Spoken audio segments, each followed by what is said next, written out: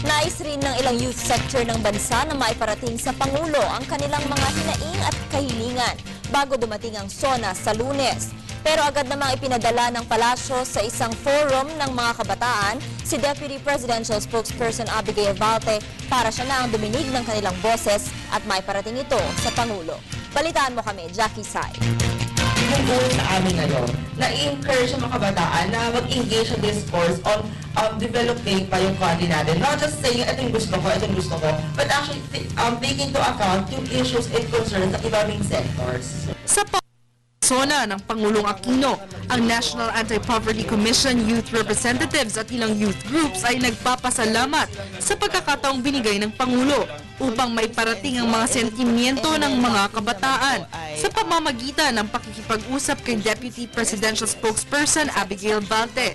Ayon kay NAPSI Youth Representative Jimmy Gores, nang makapanayam ng programang Balitaan kahapon, naging matagumpay ang kanilang pakikipag-usap kay Valte kung saan ipinaliwanag sa kanila ang mga youth issues at binigyan pa ng up-to-date statistics kaugnay ang mga pondong nilaan na ng gobyerno upang suportahan ang mga kabataan sa ating bansa.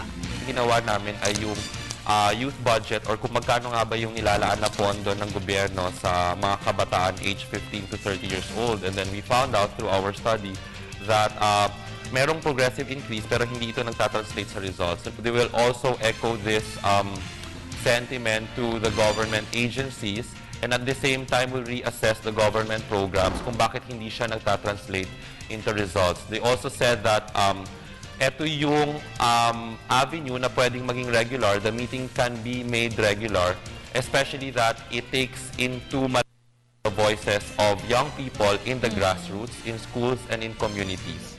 Samantala, hinihikayat rin ng youth groups sa ito ang partisipasyon ng mga kabataan sa buong bansa upang humingi ng karagdagang pondo sa mga pangangailangan at problemang hinaharap ng mga kabataan sa iba't ibang sektor gaya ng edukasyon, kalusugan at trabaho. 99.9% of those age 15 to 30 are online.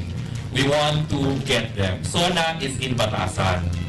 Not everyone can go to a rally, but everyone can go online. So we want to know the sentiments of young people online from Mindanao to Luzon.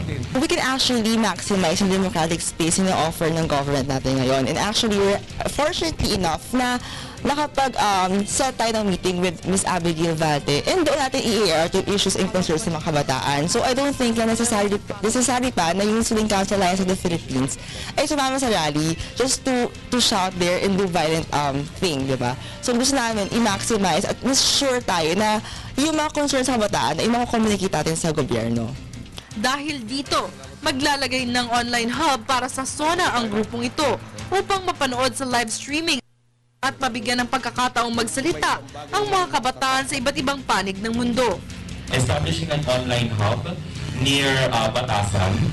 Yung online hub na ito is for young people to get there, go online, watch the SONA, sabihin kung ano yung sentimento nila with using the hashtag YouthSONA, yung Facebook may hashtag na rin ngayon. I-highlight din sa mga kabataan na yung SONA, hindi lang naman siya yearly ginagawa. It actually affects us. Mostly sa mga kabataan ngayon, di ba may pasok pa, walang pakialam kung ano sasabihin sa SONA.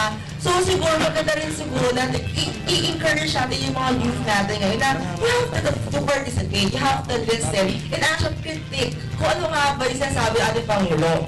Dagdag pa dito, ang ibinigay na libo-libong sulat kay Deputy Presidential Spokesperson Valte mula sa mga kabataang nagmula sa iba't ibang universidad at ilang lugar sa Pilipinas na naipaabot na kay Pangulong Aquino bago mag-umpisa ang SONA sa Lunes. First of all, I'd like to thank you for trying to make the Philippines a better place. Salamat sa pagpapatibay ng Filipino. Para sa Telebisyon ng Bayan, Jackie Sai.